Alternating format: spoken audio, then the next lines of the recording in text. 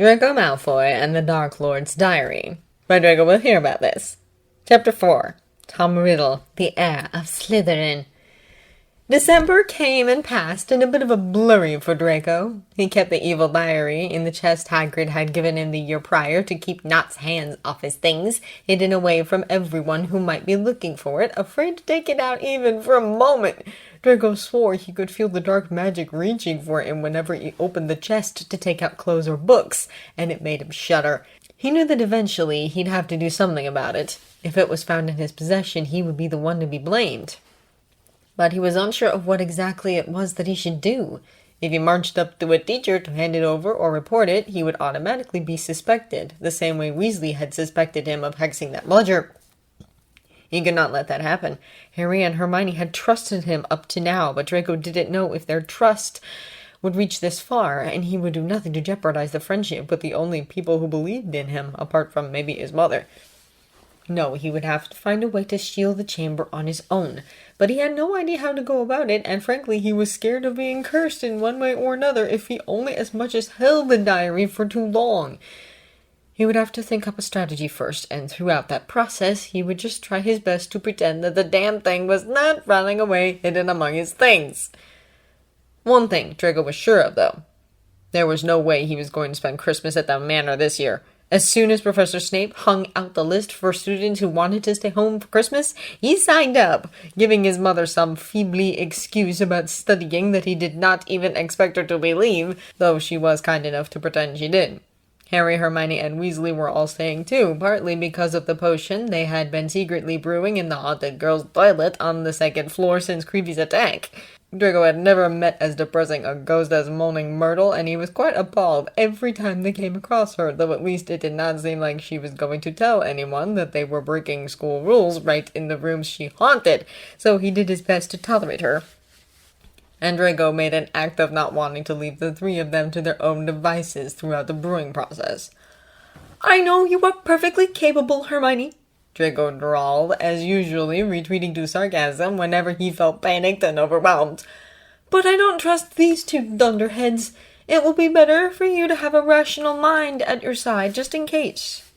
Weasley was spluttering angrily at his words, but Harry only glared at him half-heartedly and cut off the red-headed menace by asking, "I thought you said that whole plan was what? A stupid and unnecessary risk?" "Well, it is," Draco insisted. "I'm still convinced Nott has nothing to do with it." "Because my own father is to blame instead," a voice in his head reminded him helpfully, but he did his best to ignore it and keep a straight face. "But I've been friends with Gryffindors long enough to know when I'm fighting a losing battle, so I'm just going to hang around and make sure you don't get yourselves expelled." In reality, though, Draco was quite thankful for the distraction the potion provided for his friends. It kept their minds off him, and no one seemed to suspect that anything was wrong with him. He had watched the Weasley girl closely for the days after he had gotten his hands on the diary, and while she seemed distraught and worried both about the attack on Creevy and the loss of the diary, she had not confided in any of her brothers, it seemed, which was good. Maybe she'd be smart enough to keep quiet about it, and no one would ever have to know. Draco doubted she had made the complete connection between the diary and the Chamber of Secrets. He was pretty sure she would be in a much worse state if she had, but she would have to be abnormally naive to not have felt the dark magic emanating from the book. It was the last week of term when Lockhart, of all people, offered the additional distraction of a dueling club. Honestly, if Draco had known that Lockhart would be the one teaching it, the notice had not mentioned a teacher, he would not have gone. He had better things to do than letting Lockhart waste his time, and there was nothing that lunatic could teach him anyways. But alas, here he was, looking up as Lockhart and Snape. Now, if that wasn't a match made in hell, were stepping onto the stage and calling the students to attention. It started out tolerably entertaining. Lockhart and Snape demonstrated standard dueling poses, something Draco had asked his father to teach him when he was 5 so he could play with Crabbe and Goyle in proper etiquette. And Lockhart made a fool of himself by letting Snape disarm him as effortlessly as if the other teacher was a squib like Filch. Then, though, they started to team them up so they could practice in pairs of twos, and of course it was Snape who reached them first. With a sadistic pleasure, he paired Harry up with Nott, Weasley with Finnegan, Hermione with Millicent Bulstrode, and Draco with Zabini. Draco did not really mind being paired with Zabini. Out of the whole lot of Slytherins, the quiet boy was probably the least troublesome. But Draco knew that the combination of Nott and Harry meant trouble.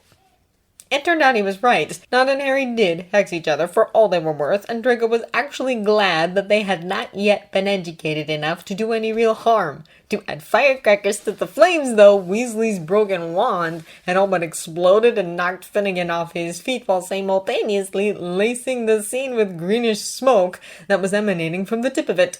Hermione and Bulstrode were battling, fighting not far from them, much to Draco's surprise, not at Bulstrode's display of violent aggression. He had known that girl for long enough. But he would not have tipped level-headed Hermione off for someone to engage her. And all around, people seemed to be spotting small to medium-sized injuries caused by what had been definitely more than disarming spells. Zabini, on the other hand, picked his wand up from the ground where it had fallen after Draco had hit him with his spell, looking quite bored. It was then that Lockhart decided to teach them blocking spells, bloody incompetent oaf that he was, and Snape, out of all people in the room, singled out Nott and Harry as a volunteer pair. The crowd gathered around the stage again, and Draco watched with dawning apprehension as Lockhart gave Harry what was sure to be useless instructions in a hushed voice, while Snape and Nott were conspiring on the opposite end of the stage. Nasty looks on the faces. Harry would do us all a favor if he could just incapacitate Nott right here, Weasley muttered, only for Hermione's ears, but Draco still caught it from her other side. Ron! Hermione hissed. We're supposed to learn how to defend ourselves, not... Oh no, Weasley grumbled. I'm just saying it would be a lot easier than our original plan. Because finishing someone off in front of a whole school of witnesses doesn't draw any attention, Draco drawled.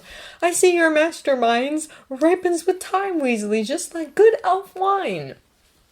Weasley threw him a nasty look, but then Lockhart counted down for Harry and Nott to start dueling, and their attention was drawn to the scene in front of them.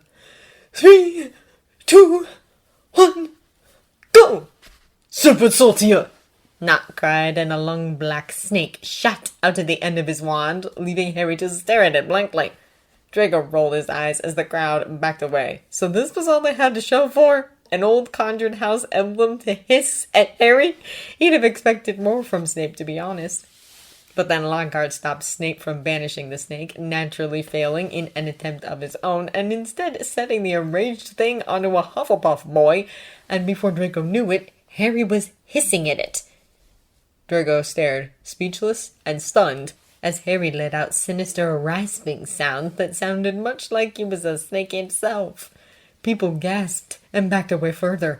Hermione grasped Draco's arm, a hand flying to her mouth as she stared in shock. Parseltongue!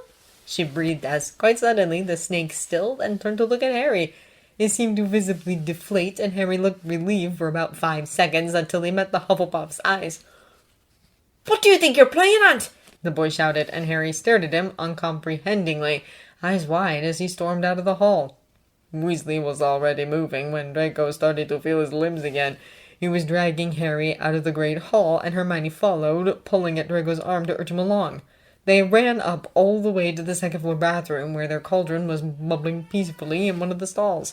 Only when the door fell closed behind them did Weasley round up on Harry. "You're Parselmouth! What didn't you tell us?" "I'm a what?" asked Harry, puzzled. "A Parselmouth," Weasley repeated impatiently. "You can talk to snakes." "I know," said Harry, still looking puzzled as he launched into a story of how he had set some snake loose on his cousin once, and Draco just stared at Harry, feeling cold all over. He did not listen to Hermione and Weasley's attempts of explaining that his gift was not quite as common as Harry had assumed, and the implications of it, his head spinning with his own panic.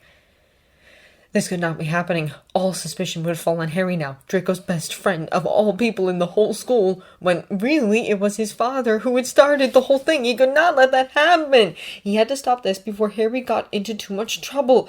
He was the only one who could, after all. But how was he going to clear any suspicion of Harry being the heir of Slytherin, ridiculous as it was for any real Slytherin to even think about, without getting himself accused in return? But I'm not, Harry insisted, an edge of panic in his voice. You'll find that hard to prove, Hermione said. He lived about 1,000 years ago. For all we know, you could be. He couldn't, Draco cut in, his voice rough. You underestimate us purebloods, Hermione. We've documented our ancestry for thousands of years, and you can follow the last offshoots of the Slytherin family right to where they died out. There is no connection to the Potter family at all. We know if there was.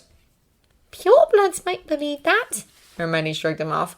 but they don't make up the majority of this school, Draco. The rest of us can't help but see that someone with a link to Slytherin has got to be among us, whether this link is documented or not. And with Harry being a Bosseltongue... Harry's a Gryffindor, Draco insisted. No one in their right minds would... People are scared, Draco, Hermione reminded him. They are not in their right minds. Draco took a shaky breath, knowing that she was right. He shot the look at Harry, and at the pure fear in his face, he made his decision. He needed to use the diary in his possession to find the entrance to the Chamber of Secrets. Then he could seal it, or if he was unable to, he could at least hand all the information he had over to Dumbledore as a gesture of good faith that might save him from suspension. He was aware that it would be dangerous, that it was actually a lunatic thing to try to achieve on his own, but he had no choice. If it was to save Harry, he would do it. Draco opened the chest the moment he made it up to the dormitory that night. It was thankfully deserted.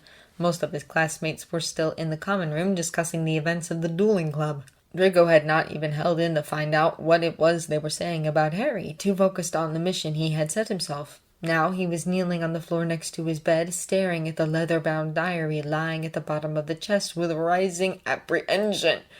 It felt like the invisible tangles of the dark magic were reaching for him, and he wanted to jerk backwards, throw the lid onto the chest, and never open it again. Instead, he reached out to close his hand around the diary. His fingernails dug into the leather as he made his way towards his bed. He crawled onto it and closed the curtains around himself, eager not to be disturbed. Then he dropped the diary onto the mattress, and with a deep breath, he flipped it open. It was completely empty. The pages within had yellowed with age, apart from the name T.M. Riddle on the first page.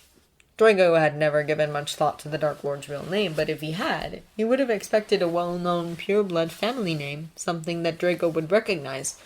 Riddle sounded so... normal. Muggle. Draco shook the thought off as he stared at the diary. Now, what exactly do I do with you? He muttered to himself. Well, a voice in his head said, one that sounded sharp like his father's. People usually write into diaries, you dim-witted brat.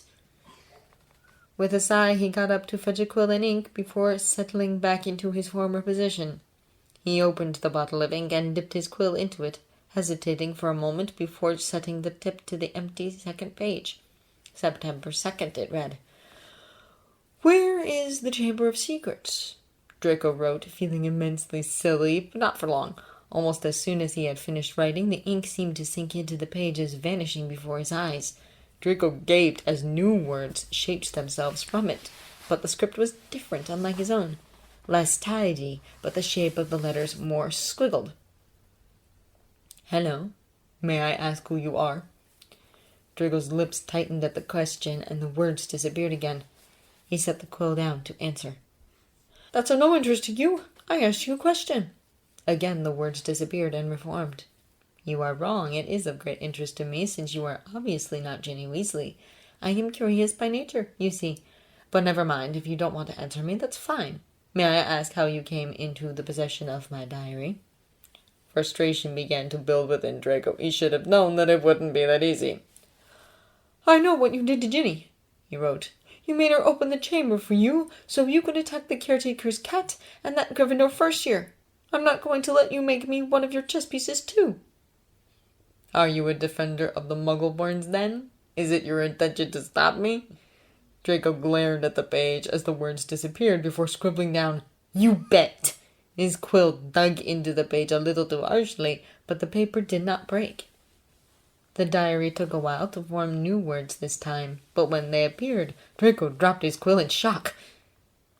"You have a lot of nerve, Draco Lucius Malfoy.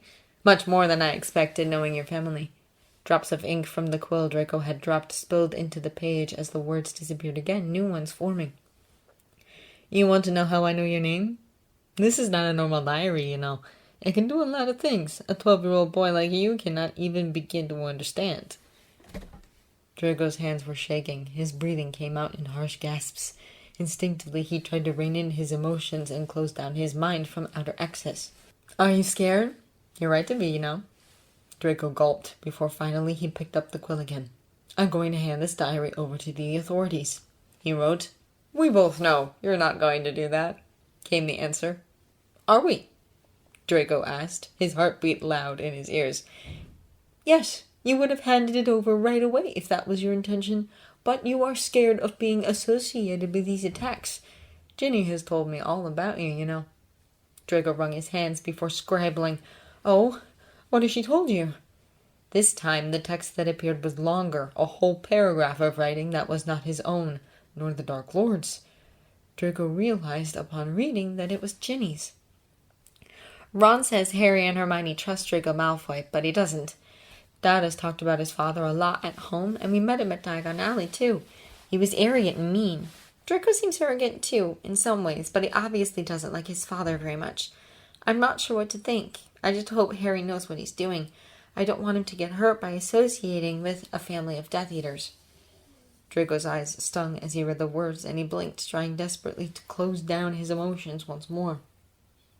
"You won't hand this diary over to anyone," the Dark Lord wrote, now in his own script again, "because everyone will be thinking you've been helping your father with his scheme."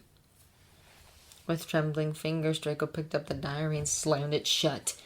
He was breathing hard, blinking back tears. "Bloody hell!" he whispered under his breath. "What am I going to do?" Draco did not sleep that night, consumed by the fear gnawing at him all through the night and the next day. He avoided the other three between classes and kept to himself, thinking and thinking about what to do with the diary. He should really hand it in, he thought. What the Dark Lord had written had been, much to Draco's utter frustration, completely right. Draco was only 12 years old, and he was hopelessly under-equipped for a situation like this. He should just get rid of the thing before it got a hold of him the way it had of Ginny, and he became involved to the point of no return. He did not pay attention in Transfiguration, instead staring at Professor McGonagall absently, feeling like he was going to be sick. What would the head of Gryffindor say if he told her he was in the possession of the Dark Lord's evil diary and that his father had handed it to Ginny Weasley so she would inadvertently open the Chamber of Secrets? McGonagall, though strict, had always been kind to him, but would she believe he had nothing to do with his father's scheme? The professor seemed to notice Draco's staring, though, because her blue eyes lingered on him a couple of times, and when the door rang and all the Slytherins started packing in and filing out of the classroom, she walked over to his table, frowning down at him. "Mr. Malfoy," she said, "is there anything on your mind?" Draco gulped. It was now or never, he thought. He opened his mouth, trying to decide where to start. And then everything went blank. When Draco came to himself again, he was inexplicably soaked with water and freezing cold. He looked around, perplexed. He was standing in the middle of the second-floor corridor, not far from where the first attack had happened, and he had no idea how he had got there. He was not alone, though. Students were walking up and down the corridor alongside him, and they were chatting excitedly, a nervous edge to their voice. They were so agitated, none of them took note of Draco's state. "What was that Hufflepuff's name?" "Justin Finch-Fletchley. He was the one Potter tried to chase the snake onto yesterday at Dueling Club." "So now he got him?" "Well, he was found at the scene of the crime. How much proof do you need, Sophie?" "How is the boy?" "Petrified like the others. So is Headless Nick. It's scary, isn't it? That whatever Potter is doing can affect even ghosts." "No one is safe." Draco couldn't breathe. He didn't tell his feet to move, but he was running all the way back to the Slytherin quarters. The dormitory was deserted, it being the middle of the day. At least Draco thought it was the middle of the day. And he sank to the floor as soon as he had thrown the door closed behind himself, his whole body shaking in what he knew was a panic attack. "It was me," he thought desperately. "I attacked Finch Fletchley, and everyone thinks it was Harry. What am I going to do?" Blurrily, he directed his eyes to the chest on the side of his bed, where he knew the diary was still stored. Draco imagined he could feel the feelers of the dark magic reach him even here across the room, the same way it had reached him across the school, closing around his wrists in a grasp that Draco could not escape. He let out a broken sob and buried his face in his knees.